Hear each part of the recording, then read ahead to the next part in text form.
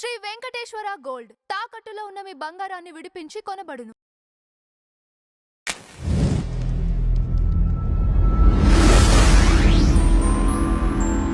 Sir, toxic release అవుతుంది కాబట్టి సక్సెస్ఫుల్గా రన్ అవుతున్న ఇరుముడికి థియేటర్లు తగ్గించే అవకాశం ఉంది. దీనివల్ల మన తెలుగు సినిమాకి ఇంపాక్ట్ అంటే పరభాష చిత్రాల కోసం మన టాప్ హీరో సినిమాకి థియేటర్లు తగ్గించడం ఏంటి అనేది వినిపిస్తుంది సార్. దీంతో పాటుగా ఇప్పుడు మన తెలుగు హీరోలు ఉండంగా తమిళ హీరోల్ని, మలయాళ హీరోల్ని మన తెలుగు డైరెక్టర్లు, ప్రొడక్షన్స్ వాళ్ళు తీసుకొచ్చి సినిమాలు తీస్తున్నారు అనే వివాదం కూడా ఉంది. ఎందుకంటే ఆ రెండు రాష్ట్రాల్లో మన తెలుగు సినిమాకి కానీ తెలుగు హీరోలకు అంత ప్రాధాన్యత ఇవ్వట్లేదు. మనోళ్ళు ఎందుకు అంత ప్రాధాన్యత ఇస్తున్నారు అనే దానిపైన మీ అభిప్రాయం ఏంటి? అంటే ఒకటి పాన్ ఇండియా మార్కెట్ కావాలి అనే కోరిక తెలుగు పెద్ద హీరోలందరికీ ఉంది. మరి పాన్ ఇండియా మార్కెట్ కావాలంటే మీరు పక్కింట్లోకి వెళ్ళటమే కదా. మీరు పక్కింట్లోకి వెళ్ళినప్పుడు వాళ్ళకి కూడా ఇక్కడ అవకాశాలు ఇవ్వాలి. వాళ్ళు వాళ్ళు మీ ఇంట్లోకి రావాలి, మీరు వాళ్ళ ఇంట్లోకి వెళ్ళాలి. కాబట్టి ఇది గిరిగీసినటువంటి మార్కెట్ల దృష్టితో చూడటం కరెక్ట్ కాదు. అయితే ఇక్కడ జరుగుతున్నది ఏంటంటే పర్టికులర్గా తెలుగు రాష్ట్రాలలో ఈ ప్రీమియర్సు, ప్రైస్ హైక్లు ఈ గొడవ నడుస్తోంది.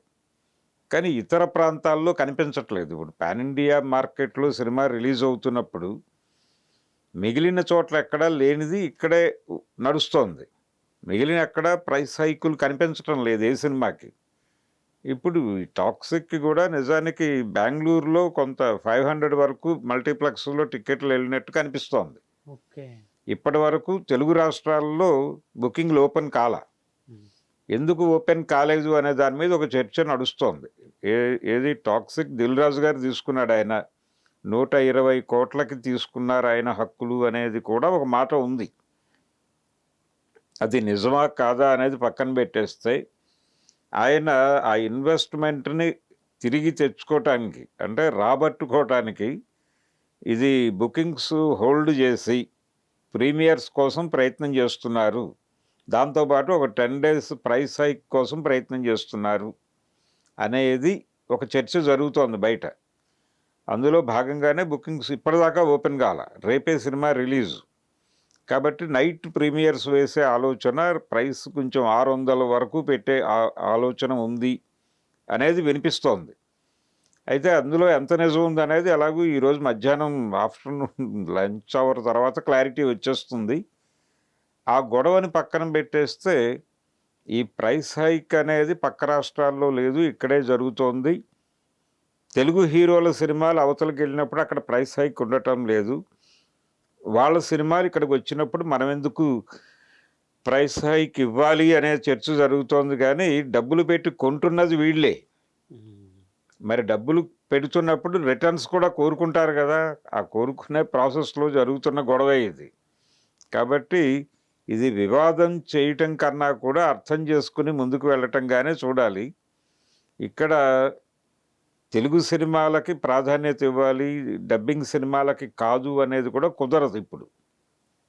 ఎందుకంటే మీరు మార్కెట్ ఎక్స్పాన్షన్లో ఉన్నారు, అలాగే వాళ్ళు మార్కెట్ ఎక్స్పాన్షన్లో భాగంగా మీ దగ్గరకు వస్తున్నప్పుడు మీ రిసెప్షన్ బాగుంటే వాళ్ళ రిసెప్షన్ కూడా బాగుంటుంది.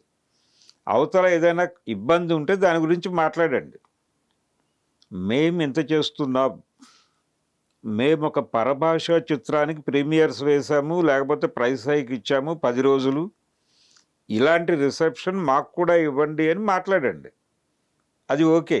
అది లేకుండా మేము ఇవ్వము అంటే మేము ఇవ్వము అంటారు వాళ్ళు. ఇది ఇండస్ట్రీకి ఇబ్బంది. అలా కాకుండా మీరు ఇచ్చిన దాని గురించి ప్రమోట్ చేసుకుని అవతల వాళ్ళని డిమాండ్ చేసి సాధించుకోండి. ఆ సాధించుకోవటం మీద దృష్టి పెట్టకుండా విమర్శ మీద దృష్టి పెడితే ఇబ్బందే. అలాగే రకరకాల ప్రచారాలు జరుగుతున్నాయి, బయట సర్క్యులేట్ అవుతున్నాయి. ఈ మధ్య కాలంలో దిల్ రాజు గారు చాలా ఇంటర్వ్యూల్లో గేమ్ చేంజరు, అది కలిగించిన నష్టాల గురించి ప్రముఖంగా మాట్లాడుతున్నాడు. ఆయన సినిమా తీసింది ఆయన.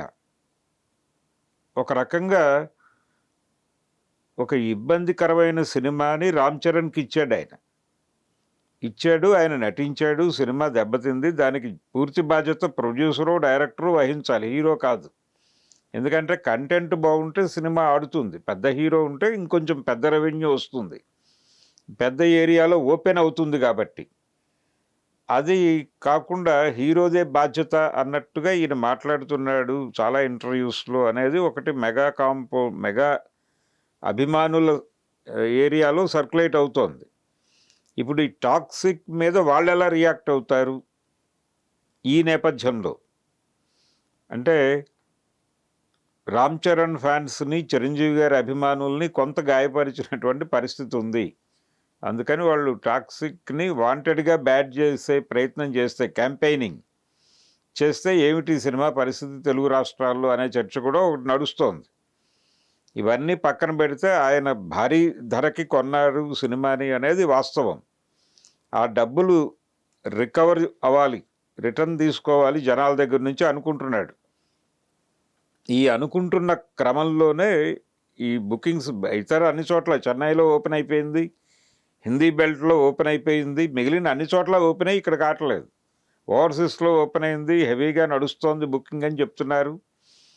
తెలుగు రాష్ట్రాల్లో హోల్డ్ చేయటం వెనకాల మాత్రం ఈ డౌట్స్ ఉన్నాయి అందరికీ. ఆయన కొంచెం భారీ రెవెన్యూ ఆశిస్తున్నాడు ఈ సినిమా నుంచి. అంటే వెరీ ఫస్ట్ డే రిలీజ్కి ముందు రోజు, రిలీజ్ రోజు వచ్చే డబ్బుల మీదే ఆయన దృష్టి ఉంది. అందుకని లాక్ చేసి పెట్టుకున్నాడు.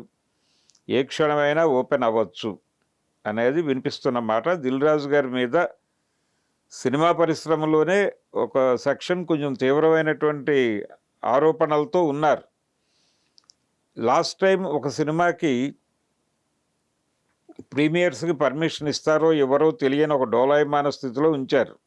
గందరగోళం జరిగింది రాజాసాబ్ టైంలో. ఇవన్నీ బయటకు తీసి మాట్లాడుతున్నారు ఇప్పుడు.